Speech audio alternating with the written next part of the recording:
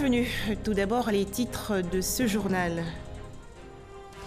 Alassane Ouattara, aujourd'hui, à la tribune des Nations Unies, le chef de l'État ivoirien va partager l'expérience de son pays, la Côte d'Ivoire, avec les autres membres du Conseil de sécurité au centre des échanges, la relance économique après une période de crise et la consolidation de la paix.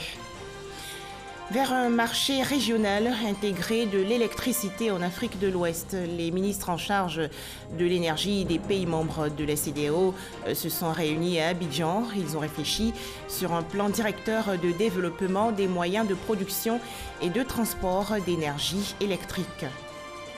Enfin, en France, les Gilets jaunes ne décolèrent pas. L'exécutif tente aujourd'hui de défendre son plan de sortie de crise devant les parlementaires.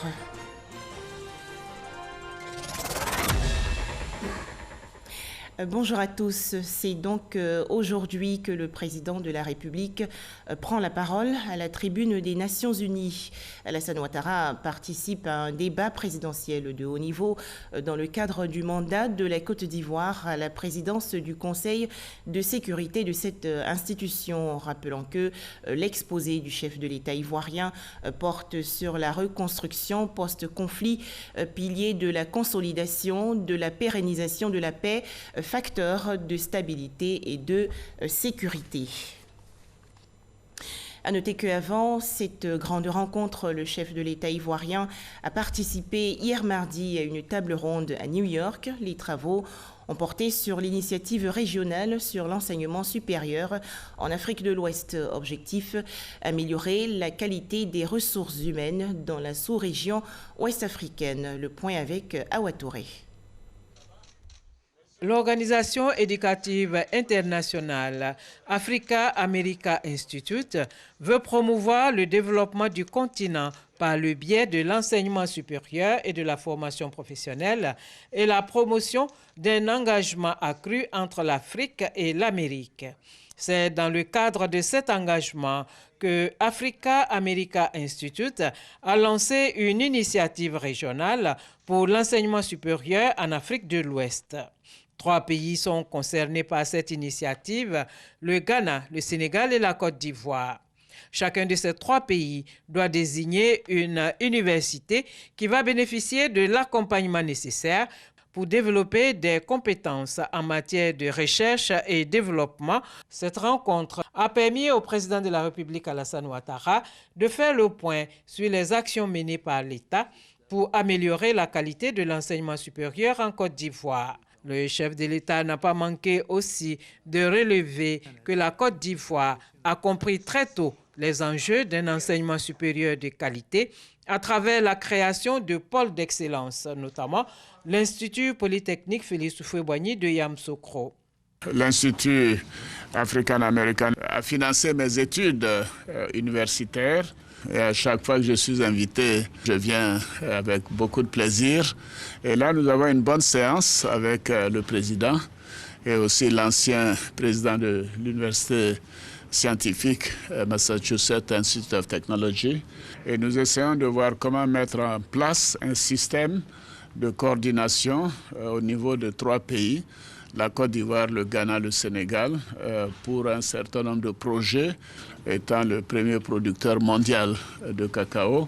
La Côte d'Ivoire, à chaque fois que nous avons ces opportunités, nous essayons de voir comment améliorer notre performance dans ce domaine, surtout en matière de transformation du cacao en chocolat, et comment faire en sorte que cette transformation profite beaucoup plus aux populations, notamment à la jeunesse.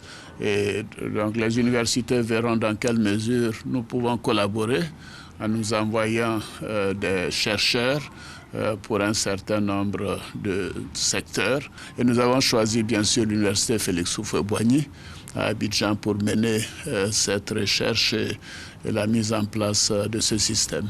L'initiative régionale de l'enseignement supérieur en Afrique de l'Ouest vise à créer une synergie d'action entre la Côte d'Ivoire, le Sénégal et le Ghana pour la formation de ressources humaines de qualité en Afrique de l'Ouest. L'Organisation des Nations Unies promeut entre autres la protection des droits de l'homme, la fourniture de l'aide humanitaire et le développement durable. Son Assemblée générale a un rôle consultatif justement pour les questions touchant au maintien de la paix et la sécurité internationale. On en parle avec Herman Guivet. C'est en 1945 que l'Assemblée générale des Nations Unies voit le jour. Elle tire toute son essence de la Charte des Nations Unies et joue un rôle prépondérant, vu qu'elle est le principal organe délibérant, décisionnaire et représentatif de l'Organisation des Nations Unies. L'Assemblée générale des Nations Unies constitue une instance de négociation multilatérale unique pour l'ensemble des questions internationales couvertes par la Charte. Elle remplit également une fonction essentielle dans l'établissement de normes et la codification du droit international. Elle est composée de 6 grandes commissions qui sont la Commission question de désarmement et de sécurité internationale, la Commission question économique et financière, la Commission question sociale, humanitaire et culturelle, la Commission question politique spéciale et de la décolonisation, la Commission administrative et budgétaire et enfin la Commission question juridique. L'Assemblée générale des Nations Unies se réunit chaque année de septembre à décembre et si nécessaire de janvier à août, notamment pour examiner les rapports en suspens des 4e et 5e commissions. Elle peut éventuellement se réunir lors de la reprise de la session. L'Assemblée examine des questions d'actualité particulièrement importantes pour la communauté internationale lors de débats thématiques de haut niveau convoqués par son président après consultation de ses membres. Durant cette période, l'Assemblée générale des Nations Unies tient également des consultations sur diverses questions de fond, y compris celles qui sont liées par la réforme de l'organisation. Chacun des 193 États membres dispose d'une voix à l'Assemblée, les décisions portant sur des questions importantes, telles que les recommandations relatives à la paix, à la sécurité, l'élection des membres du Conseil de sécurité et du Conseil économique et social, ainsi que les questions budgétaires, sont prises à la majorité des 2/3 des États membres. Les autres décisions sont prises à la majorité simple. L'Assemblée peut également prendre des mesures en cas de menace contre la paix, de rupture de celle-ci ou d'un acte d'agression lorsque le Conseil de sécurité n'a pas pu agir en raison de l'opposition de membres permanents. En pareille circonstance, l'Assemblée peut examiner immédiatement la question avant de faire aux États membres les recommandations appropriées sur les mesures collectives à prendre pour maintenir ou rétablir la paix et la sécurité internationale. Fin du forum économique ivoiro-britannique. Des dirigeants d'entreprises britanniques ont été reçus par le vice-président Daniel Kablan-Duncan. Il s'agissait de consolider la coopération économique bilatérale. Les précisions de Mahama Traoré.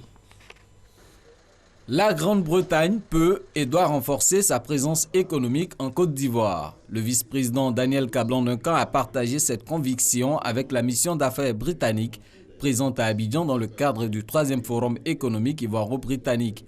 Un forum qui aura permis à la délégation d'explorer de nouvelles opportunités d'affaires en Côte d'Ivoire. Le vice-président les a ainsi rassurés sur le potentiel économique du pays et la bonne santé du climat des affaires. Tout le monde est très satisfait avec la visite. Le vice-président a bien présenté toutes les raisons pour lesquelles les gens doivent venir investir en Côte d'Ivoire, tous les bons arguments évidemment. Alors là, j'espère que maintenant les gens vont rentrer dans les prochains jours à Londres pour voir comment ils peuvent développer ces idées.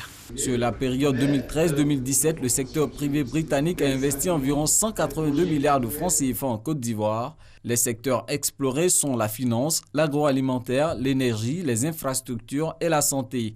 La Côte d'Ivoire figure également sur la liste des 10 pays africains qui vont bénéficier des 2 900 milliards d'investissements privés prévus par la Grande-Bretagne en Afrique pour les années à venir.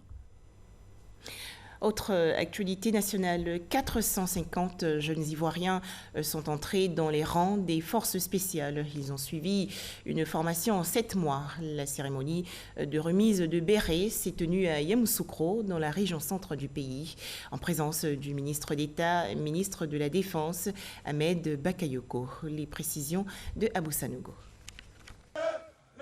Base annexe de forces spéciales à Yamoussoukro. Ces soldats viennent renforcer les rangs de forces spéciales.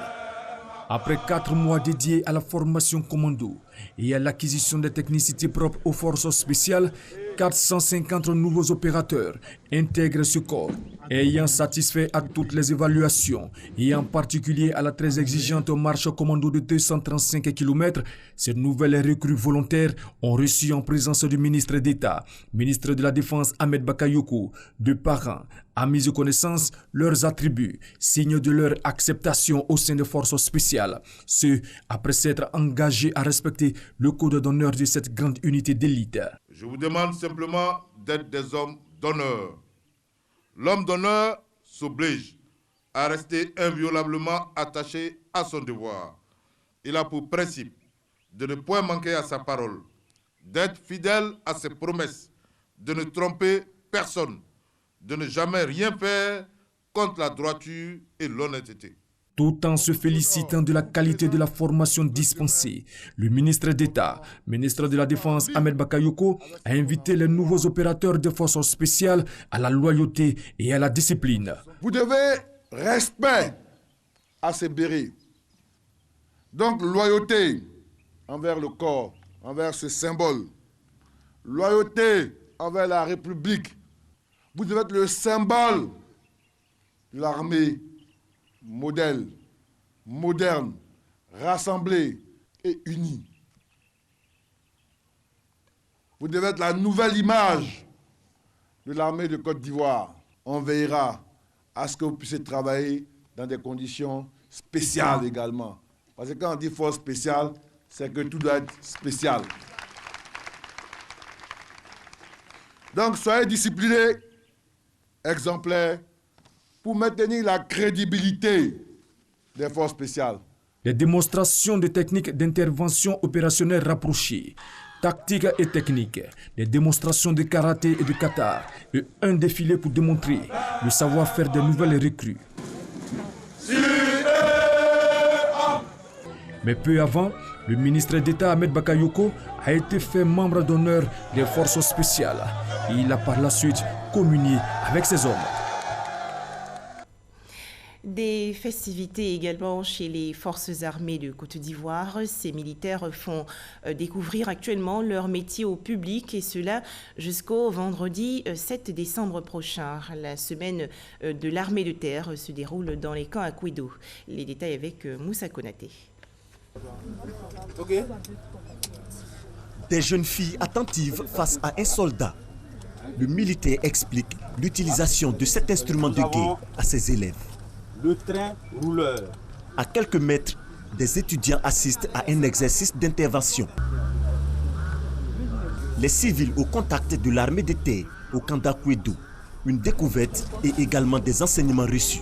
On a touché aux armes, on a eu peur d'abord, mais vraiment ça a été agréable de toucher ce à quoi nos armées sont confrontées chaque jour pour pouvoir nous protéger. Les équipements des parachutistes, les armes, les véhicules et autres engins militaires présentés aux populations civiles. Nous sommes à la journée citoyenne. L'activité s'inscrit dans le cadre de la semaine de l'armée de terre. Des festivités pour faire découvrir l'armée de terre, ses missions, aussi favoriser la collaboration armée-population. L'armée est essentiellement un outil de service des populations. Et que nous ne voulons pas que les populations aient peur de leur armée. Parce que pour que l'armée puisse remplir sa mission, il faut le renseignement des populations. La semaine de l'armée de terre se tient du 4 au 7 décembre dans les deux camps d'Akouédo. Après cette première journée dédiée aux civils, suivront les jours suivants des rencontres sportives, des dons de sang, des consultations médicales et bien d'autres activités. Un tout autre sujet à présent, les ministres en charge de l'énergie de la communauté des États de l'Afrique de l'Ouest se sont réunis hier dans le district d'Abidjan.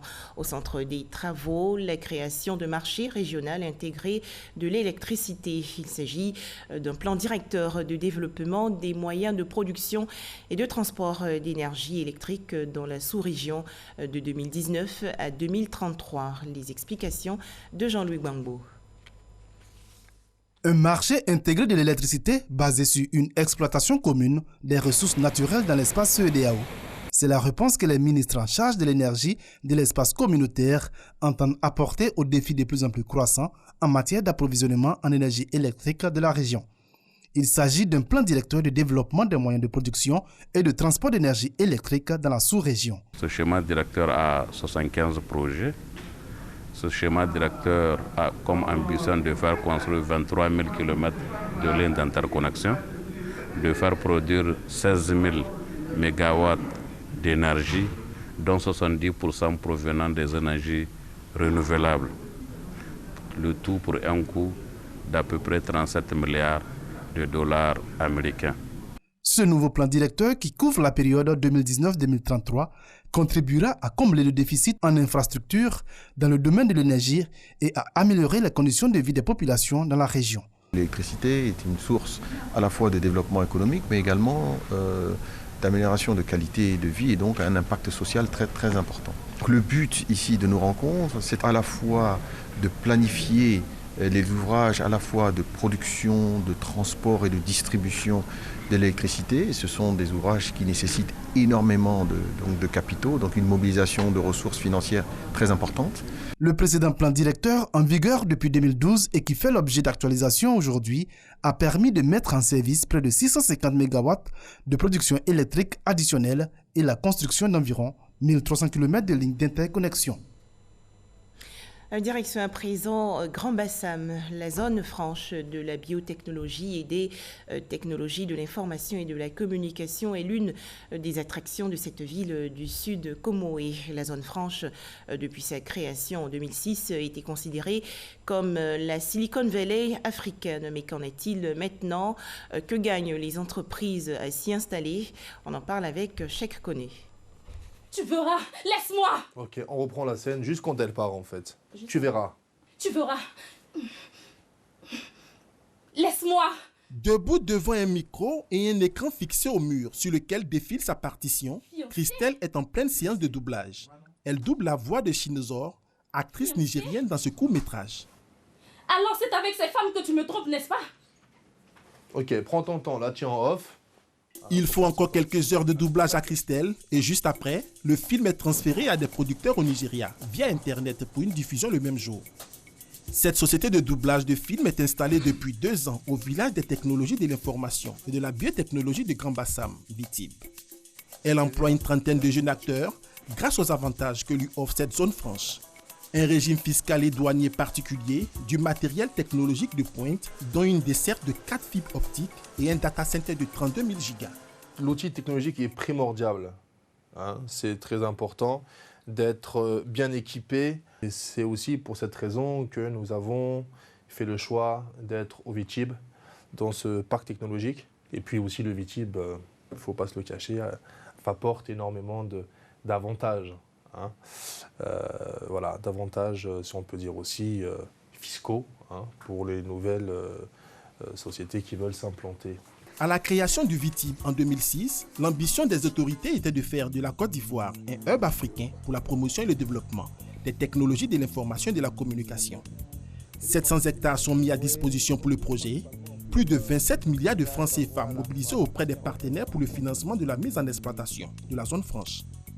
Plusieurs avantages fiscaux, 0% d'impôt sur le revenu durant 5 ans et 0% de TVA. La Côte d'Ivoire pouvait ainsi se vanter d'avoir sa Silicon Valley. Mais les objectifs initiaux de 1000 milliards de francs CFA d'investissement privé, ainsi que 40 000 emplois à pourvoir, sont loin d'être atteints. Les entreprises traînent les pieds et les investissements privés se font à compte-gouttes. C'est pas que pas mal d'entreprises traînaient les pas. En fait, il y a eu peut-être même trop d'entreprises qui ont tenté l'aventure à une époque où, je dirais, le Vitib n'était pas encore assez mature pour offrir véritablement à ces entreprises le cadre qu'elles attendraient, qu'elles méritaient d'avoir. Ce qui fait qu'en 2012, par exemple, il y avait officiellement une 60aine d'entreprises. Aujourd'hui, on a une 30aine. En fait, la logique aujourd'hui n'est pas forcément de gagner par le nombre. On n'essaye pas d'avoir une pléthore d'entreprises, mais on veut avoir de bonnes entreprises. Des entreprises réelles, qui existent réelles, qui ont vraiment un contrat de bail chez nous et qui emploient des gens qui travaillent véritablement à partir de Bassam. À la tête de la structure depuis 2012, Philippe Pango s'emploie à rendre plus attractif et plus viable le projet.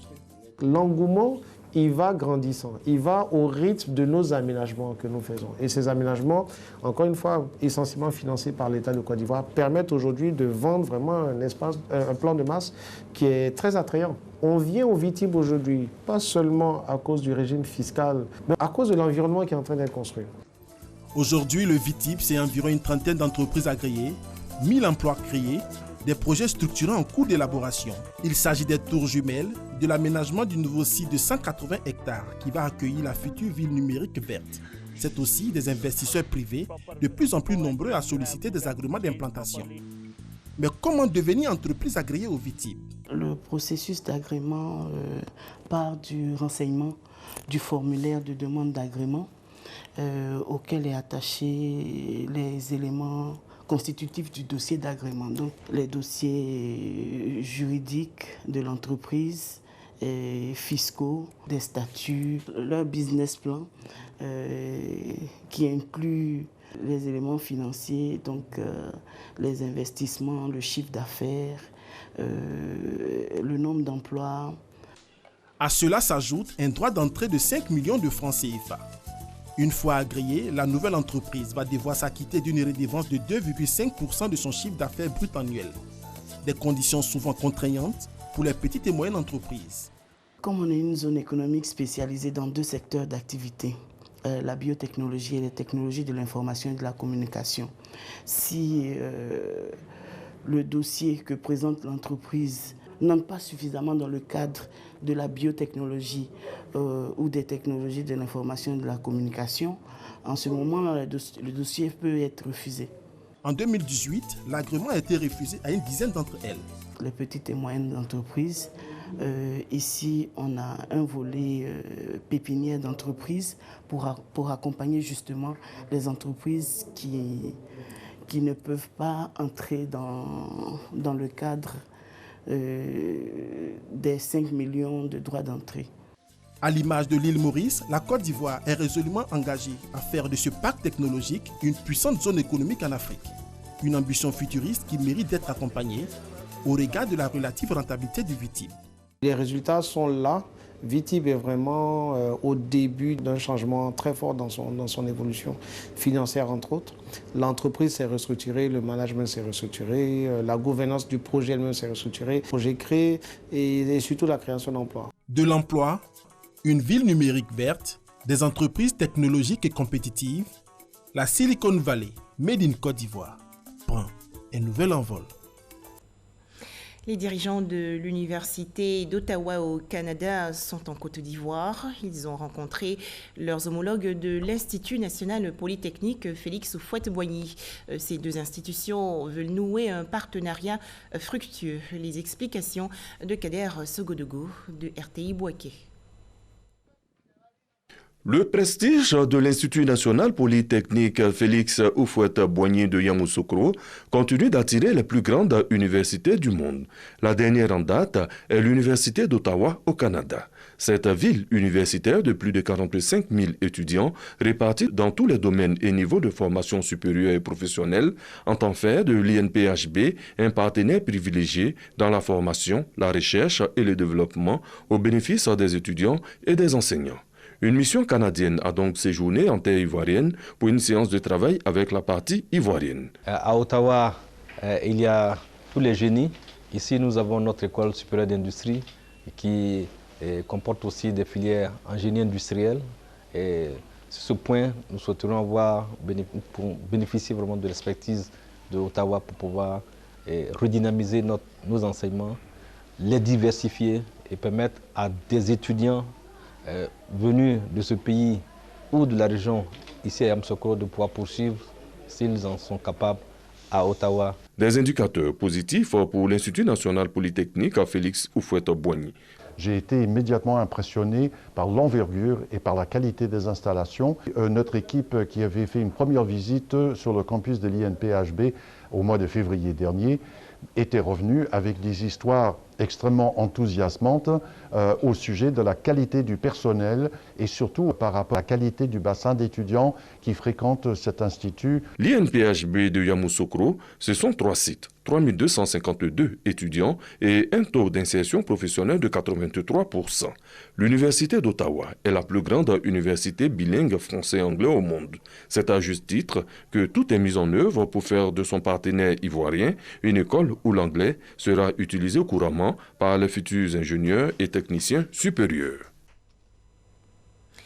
Le leadership féminin, on en parle beaucoup. C'est une série de parcours hors du commun qui pousse les femmes à toujours donner le meilleur d'elles-mêmes pour devenir des femmes leaders. Exemple de Women in Leadership, une organisation de femmes dynamiques. Patricia Omouetia.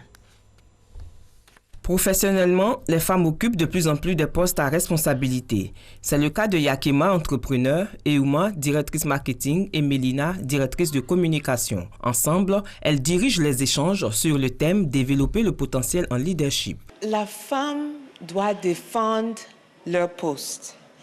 Parce que, comme j'ai dit ça veut dire si vous êtes en femme et tu es en position, il faut que tu prennes ça au sérieux. Tu es très professionnel dans cette position.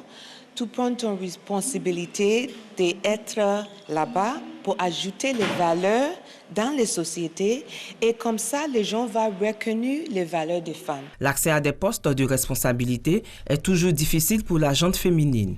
Selon les statistiques de la Banque africaine de développement, seuls 15% des femmes ont des postes de cadre supérieur. Je me sens à l'aise dans le domaine de l'entrepreneuriat. Les difficultés que nous avons, c'est que nous n'avons pas les financements. Parce qu'on se dit que nous sommes une femme. À partir de ce moment-là, il y a une certaine fragilité et donc on ne nous finance pas tout de suite. Mais alors qu'il faut que on arrive à financer la femme parce que la femme est une personne à qui on peut placer la confiance. Elle rencontre des obstacles, mais si elle ne permet pas que les obstacles l'arrêtent. Donc ces obstacles, elle nourrit ces obstacles, elle les voit comme des opportunités et elle travaille. Elle n'est pas encore où elle veut être, mais elle continue de travailler dans ce sens-là pour pouvoir arriver à atteindre ses objectifs. La plateforme Women in Leadership est à sa première édition ici à Abidjan. L'organisation entend rassembler une nouvelle classe de femmes leaders avec pour slogan « Mieux ensemble ». Autre actualité nationale, les acteurs de la filière boulangerie veulent assainir leur secteur et améliorer la qualité de leurs services. Ils ont participé récemment à une rencontre au ministère du Commerce, de l'Artisanat et des PME. Astou Touré. La filière boulangerie-pâtisserie est en plein essor en Côte d'Ivoire. Des boulangeries, on en trouve partout, dans presque tous les coins de rue. Cependant, derrière ces baies vitrées se cachent des difficultés, notamment le non-respect des règles d'installation et de production, le manque d'hygiène. Les tests de 2014 exigent le respect d'une distance de 500 mètres d'installation, ce qui n'est pas forcément respecté aujourd'hui et même par le passé. Concernant la distribution, il y a des opérateurs intermédiaires qui font que le pain n'est pas vendu au guichet comme cela doit se faire selon les règles. Pour assainir le secteur et améliorer la qualité des services, le ministère du Commerce, de l'Artisanat et de la promotion des PME a initié un forum d'information et de formation des acteurs impliqués dans ce secteur. Il y a des défis. Donc au sortir de l'atelier, le premier défi, c'est déjà la sensibilisation et l'information des acteurs sur le cadre réglementaire. L'installation d'une boulangerie répond à des conditionnalités. La réglementation soumet quand même l'ouverture de la boulangerie à une déclaration préalable. Et cette déclaration préalable, demande de fournir un dossier qui est laissé à l'appréciation de l'administration.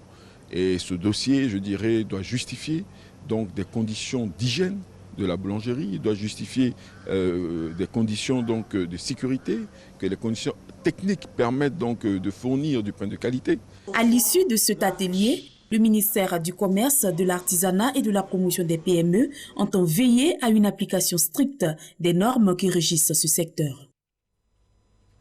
Le président gabonais Ali Bongo est conscient et va mieux. Déclaration faite par une délégation gabonaise envoyée à Rabat au Maroc, où le chef de l'État gabonais poursuit sa convalescence. La délégation gabonaise exclut donc une vacance même temporaire du pouvoir, mais cela ne suffit pas à rassurer l'opposition et une partie de la société civile gabonaise.